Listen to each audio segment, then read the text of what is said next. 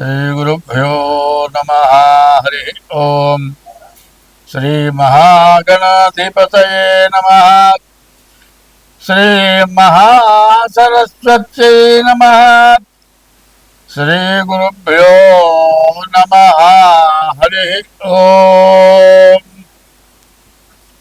ओंकारमंत्र संयुक्तं नित्यं ध्यायन्ति योगिनः कामदं मोक्षदं तस्मै ओंकाराय नमो नमः।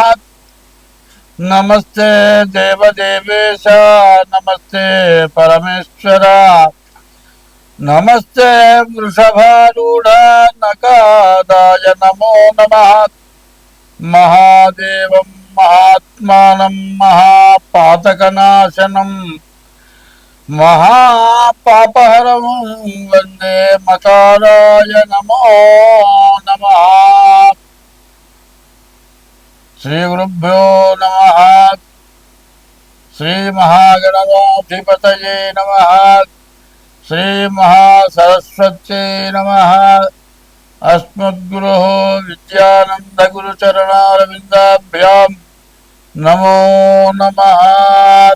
శ్రీరాములు మా దైవము శ్రీరాములు మాకు తండ్రి సీతయు తల్లిన్ శ్రీరాముని నీ కొలిచెదా శ్రీరాములు మాకు ఇచ్చు సిరి సంపదలు.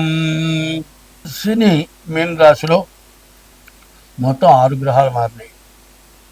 మరి మే నెల 15వ తారీఖు గురువు మారాడు.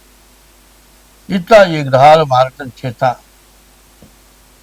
చాలా దోషకరంగా ఉంది ఈ సంవత్సరం. ఈ దోషం మామూలు దోషం కాదు. ఎట్లాంటి దోషము అంటే ఏమిటంటే, రోడ్డు మీద ఒక విష సంబంధమైన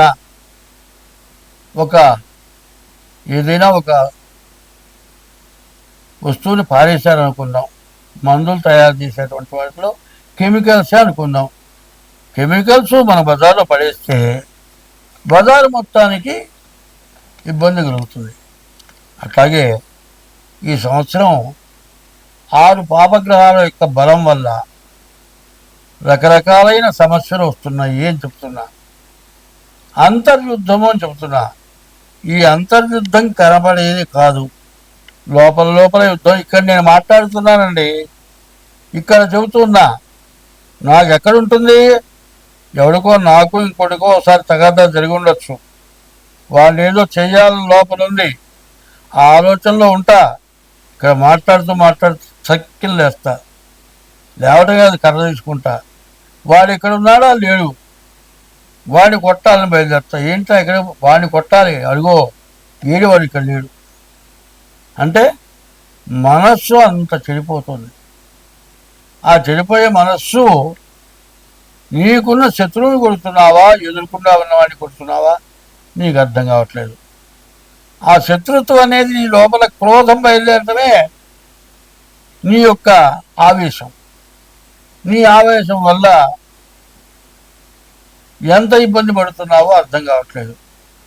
ఇప్పుడు మనకు అంతర్యుద్ధం అంటే ఈ మధ్య జరిగిన యుద్ధం ఏమిటి? పాకిస్తాన్కి మనకు యుద్ధం జరిగింది. పాకిస్తాన్ పరిస్థితి ఎట్లా ఉంది?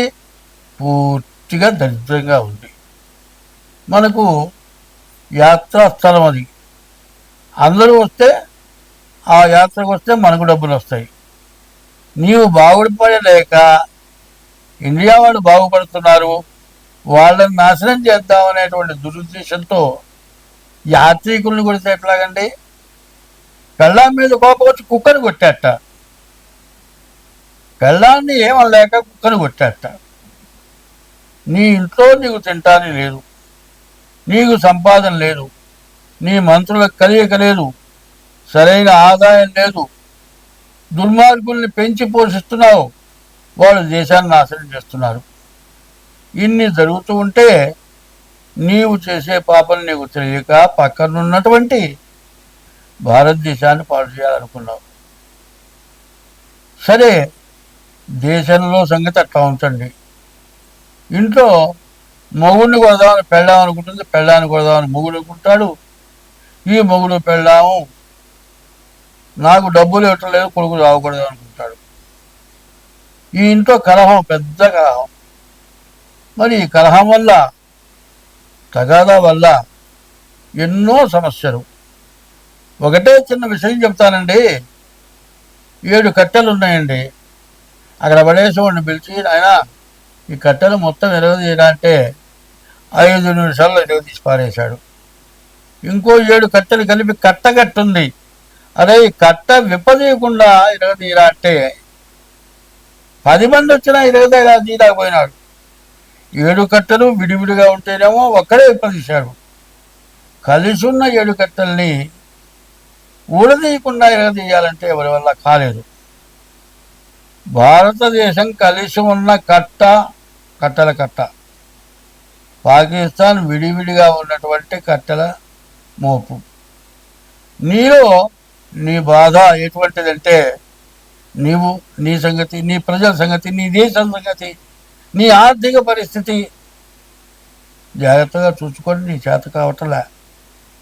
కాదు, ఎవరైనా భారతదేశం లాంటి దేశాలు సహాయం చేసుకొని బాగుపడదాం అనుకోక పక్కనున్నటువంటి భారతదేశం వారు మీరు మన యుద్ధం అనంతా మనం పొట్లాడుకోవటం ఏంటి? దేశానికి అట్లాంటి యుద్ధం వచ్చింది, మన ప్రజల్లో యుద్ధం వచ్చింది. ఇప్పుడు ఎట్లా ఉందంటే, ఎవడి వృత్తి అయినా సరే వాడికి కొంతమంది మనుషులు కావాలి. ఏ వ్యాపారస్తుడికైనా తను ఒక్కడు ఉండి చేయలేడు కదా, వాడి చేతి కింద కొంతమంది మనుషులు కావాలి. కానీ వాళ్ళని చక్కగా చూసుకొని వాళ్ళకి తగిన జీతాలు ఇచ్చి వాళ్ళని ప్రేమగా చూస్తే పర్వాలే.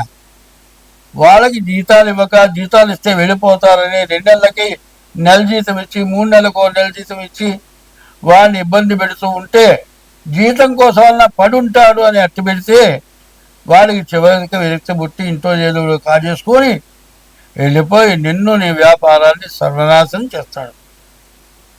స్వార్థం వల్ల నీ చేతులలో నాశనమైనవు. అంతర్యుద్ధం ఇట్టా ఉంది. ప్రజల్లో అంతర్యుద్ధం, దేశంలో, ప్రపంచ దేశాల్లో ఒక దేశానికి యుద్ధం.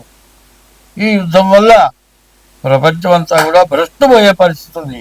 కాబట్టి అందరూ సుఖంగా ఉండాలంటే మీ డేట్ ఆఫ్ బర్త్ ద్వారా మీ జాతకాన్ని చూపించుకోవటం, ఇది కాక ఏ దోషాలుంటే దోషాలు పోవటానికి చేసుకోవటం, ఇట్లా ఉంటే ఈ సంవత్సరంలో ఉన్నటువంటి బాధలన్నీ తొలగి అందరూ బాగుంటాం. స్వస్తి. శ్రీరాములు మా దైవము, శ్రీరాములు మాకు తండ్రి, సీతయు తల్లిన్, శ్రీరాముని నీ కొలిచెదా, శ్రీరాములు మాకు ఇచ్చు సిరి సంపదలు.